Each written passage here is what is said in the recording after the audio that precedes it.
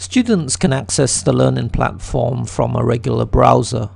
So long as they have access to the internet, they can access the learning platform wherever they are, whether it's at home, at work, or even if they're traveling. Every student gets a unique login, and this basically gives them access to all the courses that they're enrolled in. This course here I'm showing you is supply chain management. This is the home page of the course, and you can see a number of icons here. And these icons basically give the student access to all the functions, content, features that they need to complete this particular course. Let's just click on section information. Section information gives basic information about some of the standards that we'll be using on this particular course. You can see that there's standards of academic honesty, which is important for the university. There's also basic information about the assignments and the assessments that the student needs to complete in order to pass the course. You can also see here there's a study schedule, and this gives students a day-by-day breakdown of the learning activities they need to complete, and also the key deadlines and submission dates for assignments. It's very useful there to help students organize their learning. Let's just go back quickly to the home page. Let's deep into segment 1. And segment 1 gives you an overview of supply chain management as a subject. We always like to tell students why a particular subject is important. So we tell students here about companies like Walmart, General Electric, Toyota, and how they use supply chains to be competitive. You can also see that we organize our subjects in a very logical way.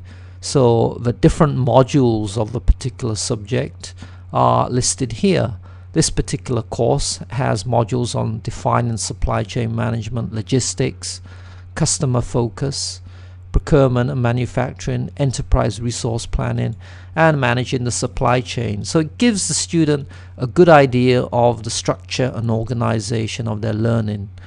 Now on the right hand side here, you might have noticed under topic tools, you can actually change the size of the font if you have trouble reading it, or you can reduce the size of the font. You can also download a PDF version of the content that you see here, so even if you aren't connected to the internet, that doesn't necessarily stop you learning. Let's go back to the home page here, and let's delve into the next particular module, defining supply chain management. You can see here on the left hand side there's a neat little navigation bar, so students can actually navigate to any part of the content that they wish. They can jump ahead, they can jump back. They actually have access to all the content from the left hand side navigation bar. Let's just quickly go back to the top here and get an overview of this particular module. So every module that you see is structured in a logical way. So here's the introduction to supply chain management. Here's a little case study telling us about supply chain flexibility at Toyota. Let me click on that, and you can see here, if I just pull the window down, there's a bit about the Toyota Motor Company and how they operate their supply chain management. So you can see there's a bit of animation here as well, and gives the student some basic information about supply chain management concepts in the context of a particular case study. Let's just close that down, and you can see again there's a very logical structure into this particular module. There's a clear organization of the different topics, and there's also learning objectives. We like to be clear about the learning objectives for each of our particular modules and for our subjects. It gives the student a very clear idea of what they should be learning after they complete this particular module. You'll also see some readings as well. These are articles, case studies that we integrate inside our online content, and clicking on these links will take us directly to our online library, so students don't need to search or use physical libraries. They have access to all these case studies all these articles in our e-library, and I'll show you our e-library a bit later on. So let's just quickly go to supply chains in the 21st century. Now this particular topic is telling us about the modernization of supply chains. So you can see there's some text here.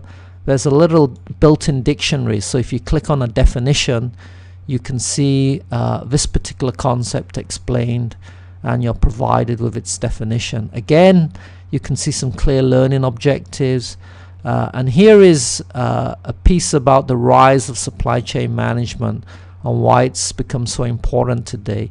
If I click on this little animation, this is a little animation that tells us about the ideal world versus the real world of supply chain. A world where raw materials, information, products, and money achieve perfect flow. Given perfect information, suppliers know how much raw materials to supply in order to meet production quotas. The number of items produced perfectly satisfies the demand for finished goods. Thus, all payments can be made in full and on time. Then is to keep the flows as smooth as possible throughout the entire chain. So this is a little animation that helps the student understand supply chain management concepts in a bit more detail. Let's scroll down. There's a little case study snippet about Dell and its supply chain. And there's a bit more information here about the global economy.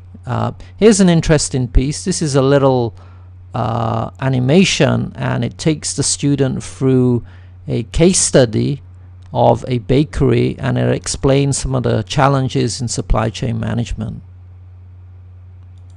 Mary Mogadilly was a contented woman. She had 6 children, her husband had a stable job in a car factory, and she had nothing to worry about.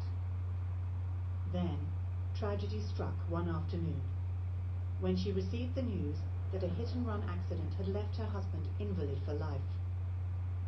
Reeling from the shock, a numb Mary decided that she until the 1920s, when her son Roger Mogadilly took over and decided to open a few stores in the nearby towns. He considered this the first step in the expansion of the Mogadilly Fresh Bakes chain of retail outlets. So this is a case study, and what we do is we like to take students through case studies and scenarios, gives them an idea of how the supply chain management is built up in a particular context, and it just reinforces their learning. So here we have a bit of text and graphics on what a supply chain is.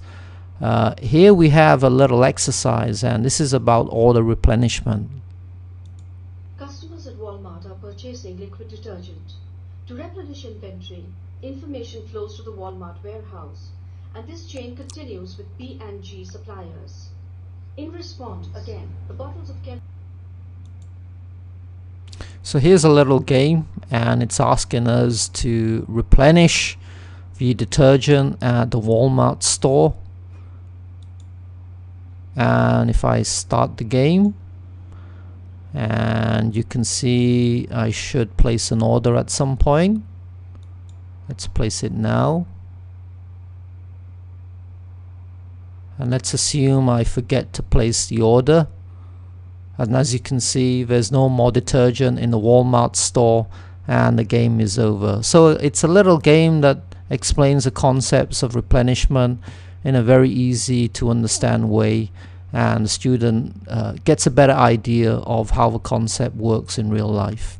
So I'll just close that animation. There's a bit more of it, and you can see there's some more reading, there's a few more animations, there's a few self-assessment questions, and the purpose of these is for the student to reinforce their learning and just make sure that they've understood the concepts that have been explained. So here's a multiple choice question on Six Sigma.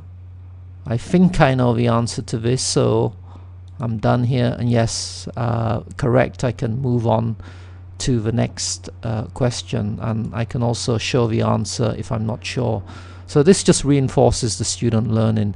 And at the end of every topic, there is a summary of the key points, and again, a nice way for the student to be refreshed. Okay, let's move on to the next part of this, and what you see is something slightly different. DB is discussion board, and what we do is we build in interactions with the student and the professor, and a discussion board identifies a particular point for discussion, and what happens is that the students will begin to discuss that problem. The professor will also facilitate that discussion, and it becomes a very interactive learning environment. So here's the questions that are being discussed. You can see questions about the order fulfillment process, questions about the relationship between logistics and supply chain management, and questions about how companies operate their supply chains. And you can see various postings from the students and professors. If I click on one here, you can see that the student has given some thoughts on the process, and you can see all the different chain of discussion here. So this is quite a substantial discussion. This is the professor, Mariana, who's obviously replied and given some thoughts, and also probed the student to think, to explain a bit more about a particular concept. So you can see there's a rich discussion that's happening in this class, and that's one of the main ways in which students interact with other students and with professors. It becomes a very, very rich learning experience, and one of the things is you can always expand out the discussion and see the discussion in its entirety. And when you do that, you can you can see there's a whole set of discussion there. So there's an incredible amount of learning that takes place in these discussions there. Let me go back to the home page and show you a few other things. So you can see all the modules are very easily laid out. You can get the full text, the PDF versions. There's the glossary there. There's also case studies that we use, and if these are PDF case studies, we'll put the case studies here. So if I just click on that, you can see there are 2 case studies there ready to be downloaded. Just go back to the home page. Let me quickly show you the library. The e-library is available to all students. It's got a number of great resources here, a lot of journals. We basically have close to 50,000 journals, as well as 75,000 ebooks, and that's a huge resource there.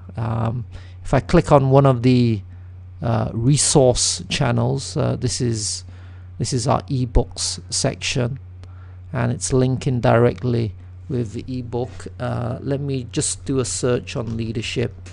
Say I'm interested in leadership concepts and I want to know what's available in the library. You can immediately see there's over 42,000 documents, ebooks, journals, articles in this particular resource alone on leadership. And if I say I'm interested in this particular book, Leadership, Project and Human Capital Management, if I click on that, it will retrieve the book directly for me, and you can see the index of the book, and you can start reading the book online. Flick through that and you can see the book is there. So that's an example of a ebook, and students have access to this e-library 24/7. So long as they are a student on the course, they have access to all this resource. Now this is a very useful resource for them, for their research and for their own personal learning. So even if they are not studying a particular subject, they can access the library at any point and look at any of the materials. It's completely unrestricted, so there's a wealth of knowledge that they can get access to. So that's the e-library. We also have sample exams, so students can download a sample exam paper, and they can also see who else is in the class through the student roster. They can access the mail functions. They can access their list of assignments. They can access the list of discussion very quickly. And the professor and other people may post announcements to the class, and that's all accessible here. So that basically is an overview of the learning platform. It's very, very easy to use, very simple to use. Students manage to pick it up very, very quickly, and it's all available right from the browser.